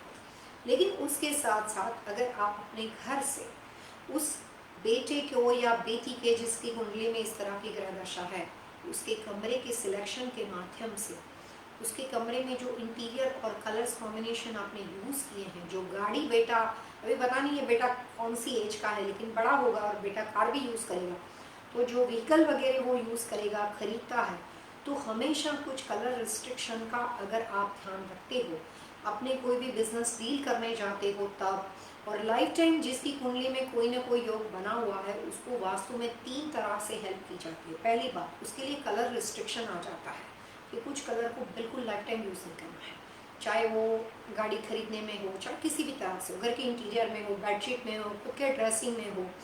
और कुछ कलर्स ऐसे होते हैं जो उसको प्रोटेक्शन प्रोवाइड करते हैं, तो उसके पास होनी चाहिए। दूसरी रेमेडी की जाती है कि इस तरह के बच्चे एक एज ग्रुप के बाद अपने घर को, अपने बिजनेस को, अपने परिवार को आगे बढ़ाने के लिए, काम के लिए जब घर के बाहर जाते हैं, तो उनको प्रोटेक्शन के लिए जेब में कुछ चीज़ को रखना चाहिए। बहुत ही नॉर्मल रेमेडी, नो पूजा पाठ ना थे, तो वो चीज़ उसको हमेशा एक सपोर्ट प्रोवाइड करती है, क्योंकि उसके पास कोई योग है लेकिन उसका तोड़ भी वो जेब में लेके घूम रहा है। छोटी सी चीज़ होती है, कोई भी आसानी से रख सकता है, उसमें कोई बड़ी बात नहीं। और तीसरी बात होती है कि अगर हो सके तो उनके कमरे का सिलेक्शन जो होता है वो उनकी डेट ऑफ बर्थ के अनुसार काल सर्प योग का जो नुकसान होता है उसको प्रोटेक्ट करता हुआ, या उसका ज़्यादा स्ट्रॉन्ग बेनिफिट देता हुआ कमरे का सिलेक्शन मौका मिले। घर में रूम भी तो होने चाहिए ना लोगों के पास, तो उसके दशा के हिसाब से अगर किया जाए शादीशुदा बच्चा है और उसकी घर की सिलेक्शन, घर की एंट्री, दरवाज़ा, गराज डोर का सिलेक्शन अगर उसके हिसाब से करने का मौका मिले तो काल सर्प योग को कितने भी सालों से कुंडली में क्यों ना हो उसका नुकसान नहीं होता है। लेकिन ये वास्तु के नज़रिए से प्रोटेक्शन के लिए है। आमतौर पे काल सर्प योग में जो एस्ट्रोलॉजिकल वे है वो महादेव की पूजा मानी जाती है और काल सर्प योग को नदी में, जैसे मैंने अभी आपको एक्सप्लेन किया, उस तरह के विधि विधान के अनुसार उस योग को आप उतार सकते हो। और ये चीज़ को शायद एक ही बार करनी होती है, अलग अलग हमेशा हर एज के बाद बार बार करने की ज़रूरत नहीं है। अगर ये चीज़ आपने लाइफ में एक बार कर दी है तो फिर वो लाइफ टाइम के लिए आपकी आ गई। लेकिन महादेव की पूजा एक बार नहीं करनी है, वो हमेशा बार बार करना पड़ेगा। तो काल सर्प योग के उपाय आमतौर पे इस तरह से माने जाते हैं। यहाँ पे हमारे साथ कुछ और लोग हैं। Ruby Sandhu, what to do, my date of birth is 1956, Chandigarh, my son is Sunday। Ruby ji, आपके ब्रह्मस्थान में पाउडर रूम है, ये बात तो इनफ नहीं है मैम।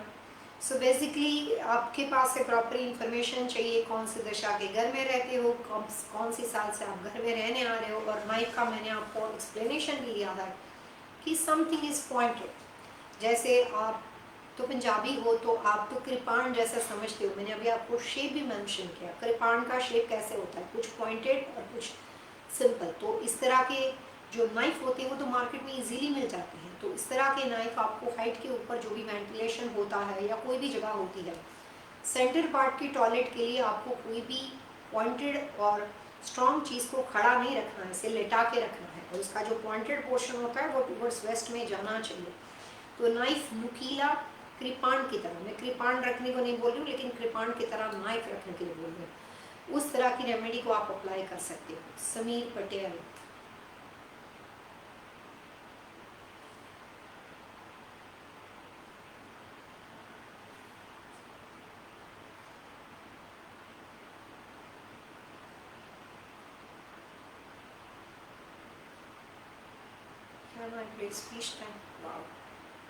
सबसे पहले तो समीर पटेल जी को ये मैं बोलूँगी कि समीर जी आप हमारे व्यूअर्स तो हो, क्योंकि बहुत बार सवाल पूछ चुके हो, काफ़ी बातें तो मुझे आपकी याद रह चुकी है।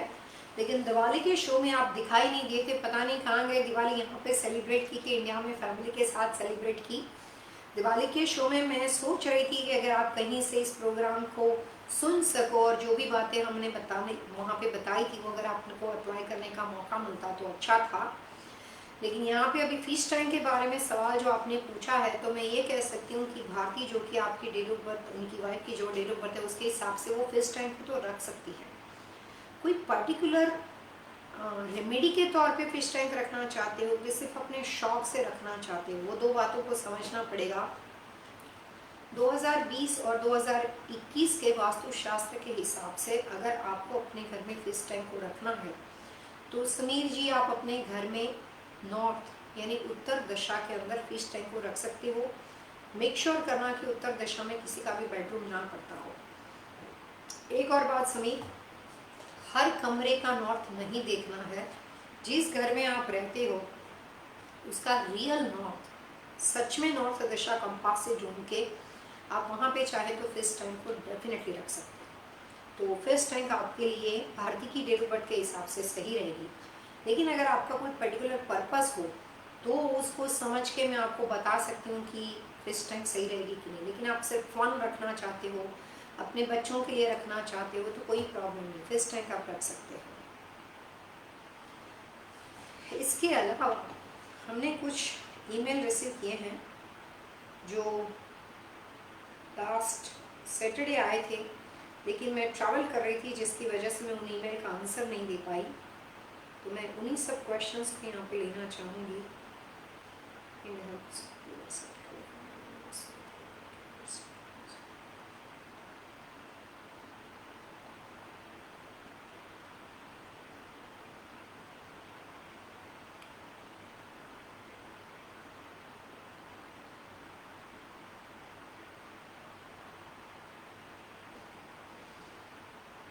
यहाँ पे एक सुनीता आनंद करके लेडी है जिसने एक अपना ईमेल भेजा हुआ है और उस ईमेल में सारी इंफॉर्मेशन दी है। वो कैलिफोर्निया बेस है, वो भी लिखा है, बच्चों के बारे में लिखा है और साथ में 2 वास्तु कंपनियां जो कि इंडिया के साथ बिलोंग करती है और उसका बड़ा फेक नाम है, उसके बारे में भी मेंशन किया है कि मैंने इन लोगों से काम किया था but she is not satisfied. तो ये सब बातें इन्होंने मेरे ईमेल में लिखी है और ये ईमेल मेरे सामने ही है जो हमने रिसीव किया उनकी ओर से। उनके क्वेश्चन ये है कि can I provide you with videos of the house and handmade. Okay, so जो मिस सुनीता जी आपने यहाँ पे ईमेल हमें भेजा है उसके बारे में ये कह सकती हूँ कि आप डेफिनेटली अपने प्लान और वीडियो भेज सकते हो। आपने जिस कंपनियों के साथ काम किया उसका हमारे साथ कोई वास्ता नहीं है और वो लोगों के साथ हम कोई मतलब नहीं हमारा, तो वो एक्सपीरियंस आपका जो भी बुरा रहा वो उसके लिए तो मैं कुछ नहीं कह सकती। मैं सिर्फ अपने बारे में आपको कुछ प्रॉमिस कर सकती हूँ। So you can send me the information first. पहले मैं आपकी इंफॉर्मेशन को देखूंगी, रिव्यू करूंगी और उसके बाद मैं आपको जो भी उसके उपाय है वो आपको मैं बता सकती हूँ। मैं आपको ये बात बताना चाहूँगी, मेरे जो भी लाइव शो के व्यूअर्स है, आप कई बार ऐसी एडवर्टाइजमेंट देखते हो कि 7 दिन में लव रिलेशनशिप फिक्स हो जाएंगे, 12 दिन में ये हो जाएगा, 13 दिन में वो हो जाएगा, 20 दिन में ये हो जाएगा। ऐसा कुछ नहीं होता है। मैं सिर्फ अपना एक्सपीरियंस शेयर करती हूँ, मैं किसी और को ब्लेम नहीं करती। मैं सिर्फ ये कहना चाहती हूँ कि किसी भी चीज़ को नुकसान और फ़ायदा होने में कुछ वक्त होता है। एक रात में कभी कोई चीज़ नहीं बदलती। अगर 7 to 10 डेज में कोई चीज़ हो जाती है तो वो लोग अपने घर में 7 to 10 डेज तो कितना जल्दी हो जाता है, यूँ खत्म हो जाता है, क्यों नहीं कर लेते। कई बार ऐसा होता है कि जो आप अपने घर में बार बार इंटीरियर चेंज करते हो, घर में बार बार कलर्स कॉम्बिनेशन बदलते हो, उसका इफेक्ट 90 डेज के बाद वास्तव में शुरू होता है। तो अगर किसी भी चीज़ को फिक्स होने में 90 डेज तक तो सिचुएशन बदलती है, परिस्थिति बदलती है, उसकी मूविंग बदलती है और फिर उसका इफेक्ट आना शुरू होता है।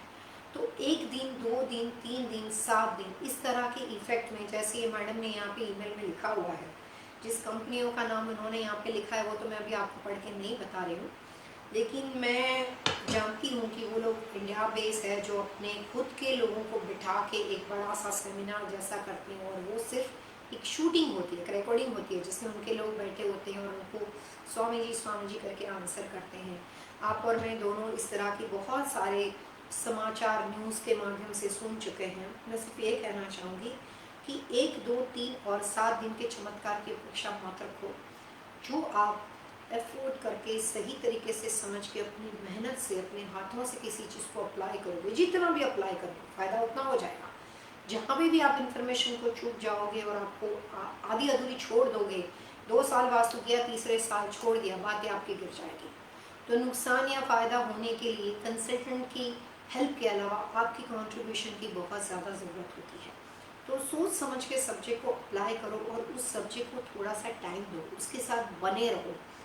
1-2 दिन का फ़ायदा, 2 दिन के बाद नुकसान, उस तरह की शॉर्ट टर्म ऐसा लगता है अभी फ़ायदा मिल जाए, उस तरह की उम्मीद से सब्जेक्ट में मत जुड़ो। ये समझो कि ये सब्जेक्ट का एक रिस्पेक्ट है और इससे लाइफ चेंजिंग एक्सपीरियंस करना है।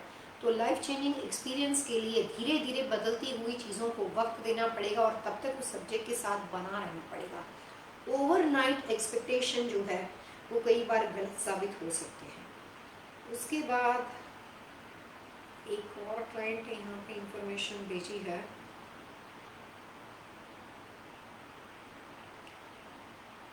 सॉरी, इतने सारे ईमेल चले गए हैं, जब मैं ट्रैवल कर रही थी तब मैं ये देख रही हूँ कि कौन से ईमेल को लेना है।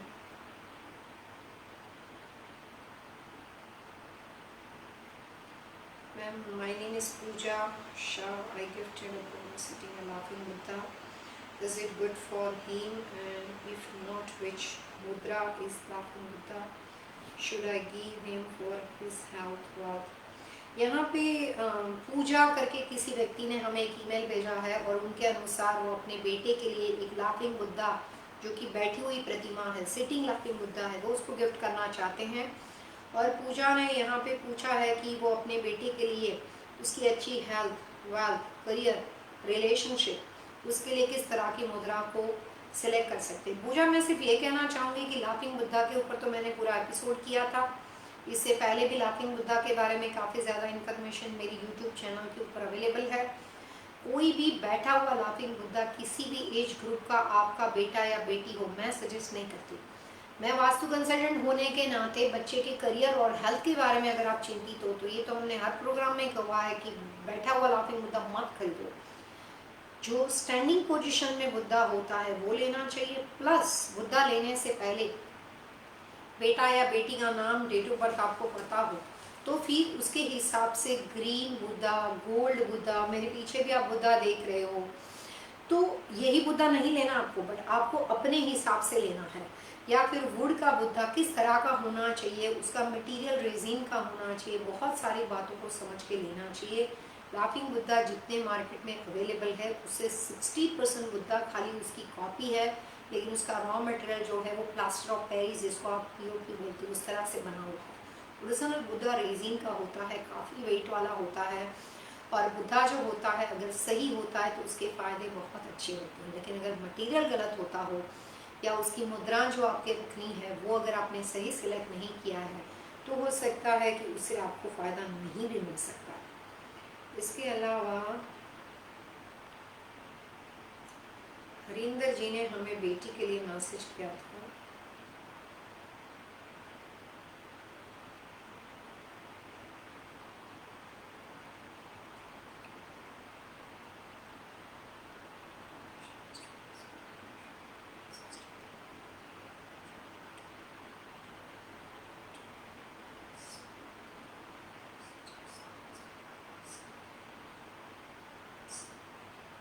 अवनीत,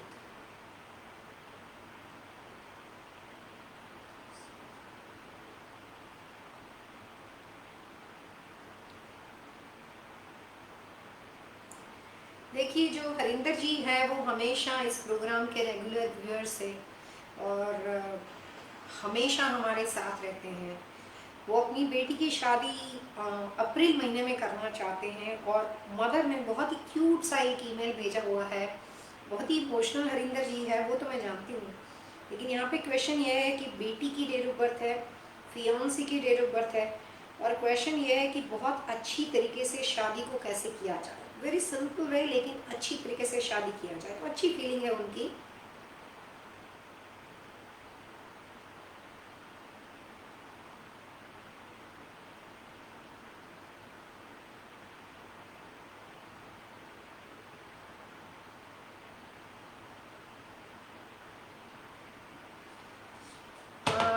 एक बात मैं और बताना चाहूँगी कि शादी ब्याह के लिए काफ़ी लोग जो होते हैं वो वास्तु शास्त्र की अलग अलग टिप्स का उपयोग करते हैं।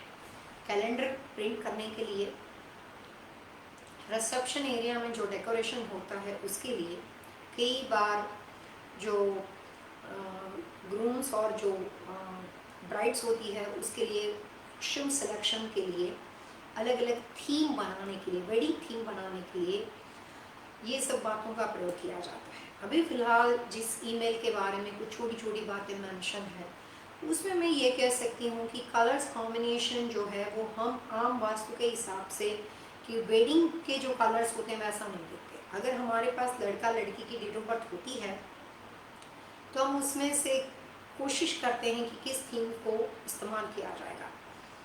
फिलहाल की ईमेल से मैं इतना कह सकती हूँ कि इस ईमेल को रीड करके मैं कुछ आगे इन्फॉर्मेशन देने की कोशिश करूँगी, लेकिन दोबारा इस प्रोग्राम में किसी को भी शादी ब्याह से रिलेटेड कोई क्वेश्चन आंसर हो तो वो अपनी इन्फॉर्मेशन हमें ईमेल कर सकते हैं। बहुत हद तक ये सब बातें पर्सनल होती है, व्यक्तिगत रूप से होती है, और जो उनकी डेट ऑफ बर्थ के हिसाब से सही होता है वो सजेस्ट किया जाता है। बहुत सारे ऐसे सॉल्यूशन होते हैं कि शादी ब्याह के अंदर ड्यूरिंग अ वेडिंग प्रोसेस में कुछ चीज़ों को अप्लाई करने से शादी ब्याह का जो कॉम्बिनेशन होता है, जो एक नया रिश्ता है, वो मजबूत बन जाता है और हमें फ़ायदा होता है। तो कोशिश की जाती है रिलेशनशिप को स्मूथ बनाने के लिए।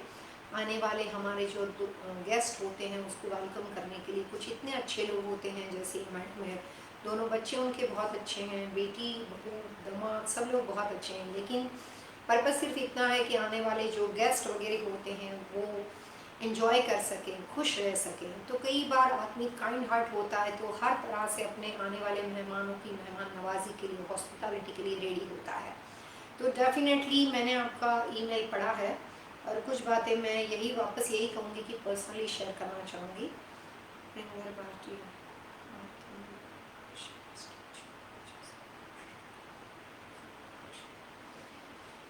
महात्मा बुद्ध, उसकी जो मेडिटेशन मुद्रा होती है वो वास्तुशास्त्र के हिसाब से नॉर्थ यानी उत्तर दिशा में अच्छी मानी जाती है इनसाइड द प्रॉपर्टी, घर के अंदर रखना हो तो। काफ़ी लोग महात्मा बुद्ध की जो मेडिटेशन मुद्रा है उसको बाहर अपने घर में फ्रंट यार्ड में, बैक यार्ड में, लैंडस्केप के अंदर भी हरिंदर जी रखते हैं। अगर आप बैक यार्ड में या फ्रंट यार्ड में बाहर बड़े से स्टोन के बुद्धा रखना चाहते हो तो भी नॉर्थ में रखना चाहिए, और घर के अंदर रखना चाहते हो तो भी नॉर्थ में रखना चाहिए। नहीं रखना चाहिए वो दिशा में बता देती हूँ। महात्मा बुद्ध बैठे हुए होते हैं, बड़ा ही मेडिटेशन के वक्त उनके मुंह पे एक तेज होता है और वो चिंतन करते हैं, लेकिन वो सिटिंग पोजीशन होती है। इसीलिए वास्तुशास्त्र में साउथ वेस्ट दिशा के अंदर इस तरह की कोई भी प्रतिमा को रखना आइडियल नहीं माना जाता।